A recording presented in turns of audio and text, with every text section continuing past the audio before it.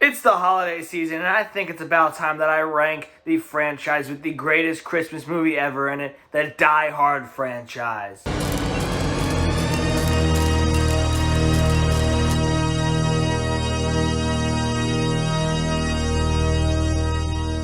Welcome to So Screen Talk. My name is Luke Lapointe. I started this channel because movies are a big part of my life, and I want to talk about them with people who care about them as much as I do. With that, remember to hit that like and subscribe button. And most importantly, as we were talking about a franchise ranking, I want to hear you down below in that comment section if you've seen the Die Hard franchise. What is your ranking of the 5 movies? I think we all know what is the best and the worst movie in the franchise. So what is that middle 3 for you? How do you rank those? Because I know that's the point of contention for all of us. And with that, let's get into it.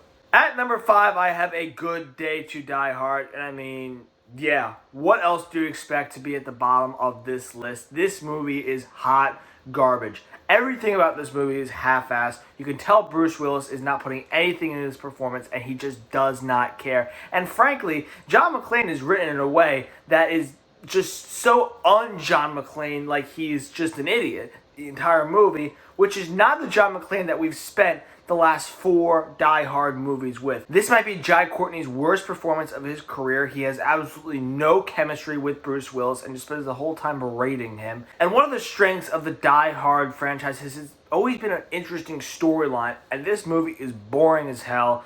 Pointless action with no stakes, dumb villains, forgettable villains, and honestly, I think the Advanced Auto Parts commercial with John McClane and Argyle that came out probably like a month ago is better Die Hard content than the 5th Die Hard movie.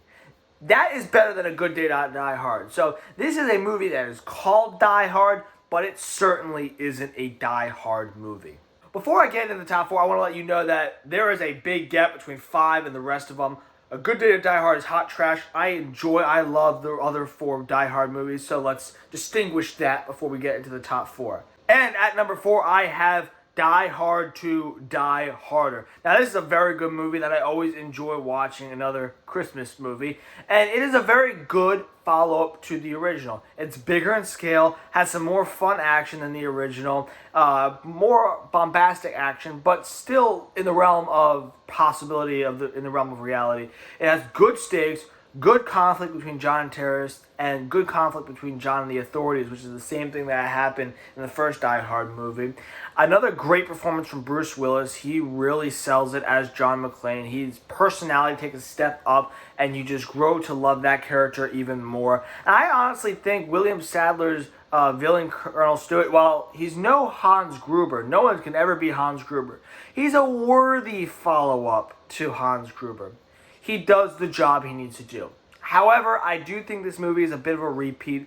It just feels like Die Hard 1 in a different location with some similar characters and just more action. So, if I were to watch a movie like that, I'd probably watch the original Die Hard. If Die Hard 2 is on, I'll watch it. I'll rewatch it. I do love it. But in that case, I would rather just watch the original Die Hard than watch Die Hard 2. So that's why it sits at number 4 for me. At number 3, I have Die Hard with a Vengeance. Now, this is a very good movie because it is original and sets itself apart from the first 2 movies while keeping the same vibes of the first 2. Part of that is because John McTiernan returns to the director's chair for this movie. I think he's one of the most underrated directors of all time, and he does some of the greatest action movies of all time. And what I love is that this movie is actually set in New York. So New York itself is a bit of a character. You get some personality from the city, from the people, and that really feeds into the plot. So while the locations of the first 2 movies did not really feed into the personality of the plot, this really does because you get a sense of New York. Another great Bruce Willis performance, and he really takes a step up from Die Harder with John McClane's overall personality, just kind of the way he is, and part of that is because he's in an even deeper hole right now with his life.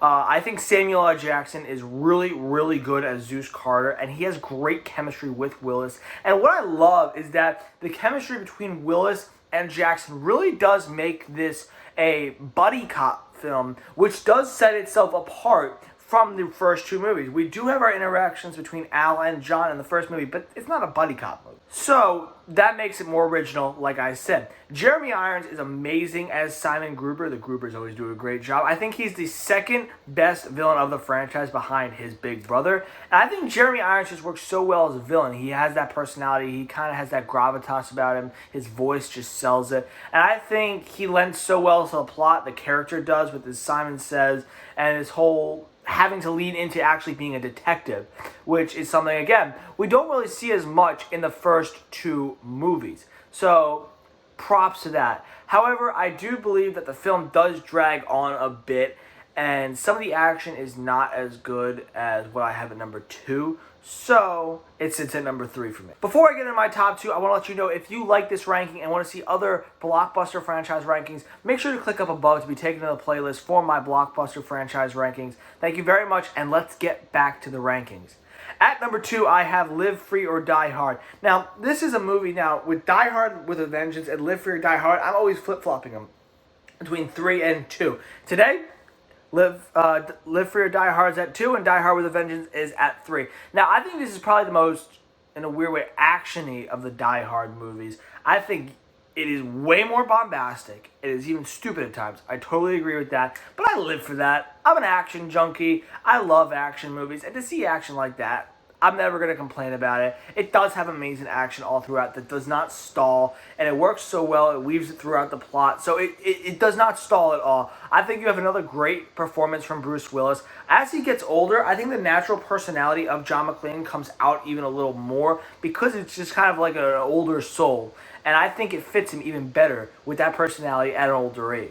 I think Justin Long works really well with him, and he's kind of much more of an original and more modern sidekick to John McClane.